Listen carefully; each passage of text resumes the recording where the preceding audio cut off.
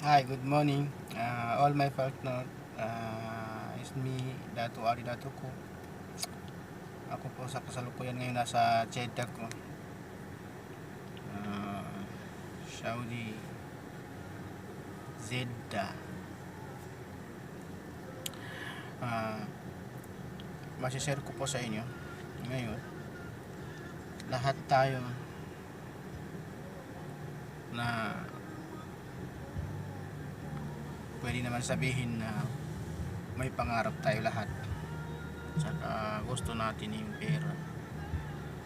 Pero ang pagkaibaan, yung iba gusto niya may pera pero hindi naman ginawa na paraan na paano mapasakan niya yung pera.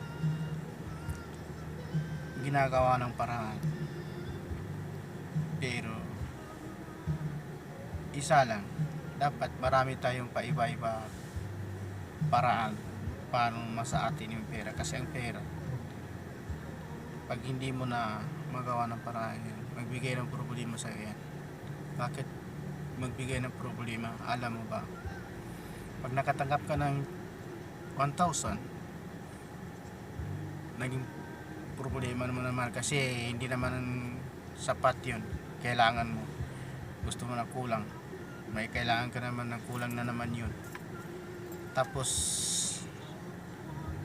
minsan mag-utang ka para yung kailangan mo makasi sa kailangan mo. Pag nakatanggap ka naman ng 2,000 or 3,000, magbigay na naman ng problema sa iyo yun kasi may kailangan ka na naman na malaki, 5,000, 10,000 kailangan mo bibili, hindi naman ang kakasya yun. Mag-utang ka na naman. Kung nasa trabaho ka sa office, mag-advance ka, cut salary ka na naman.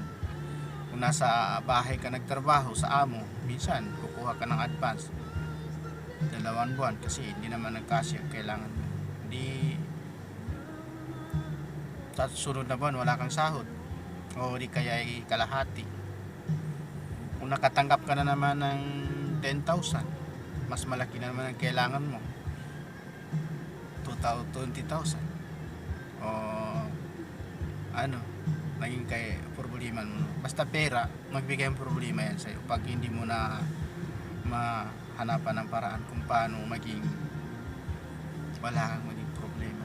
Isa lang alam ko dyan na hindi ka magiging problema bawat tanggap mo. Isa lang, pasok ka sa business namin.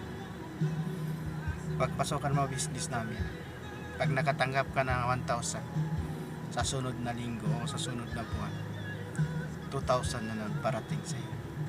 Hindi pa utang yun. Hindi utang yun. Nakatanggap ka 10,000 sa ngayon, sa sunod na linggo o pangalawang linggo, 20,000 na naman ang parating sa'yo. Hindi utang yun. Kaya napakasarap ng may business.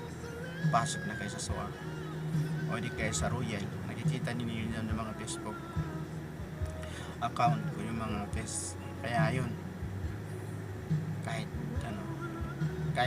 di tayo lagi nagkasya, tinidaan ko lang sa video para maintindihan niyo yung sinasabi ko. Napakasarap. Alam ko dito sa abroad napakahirap.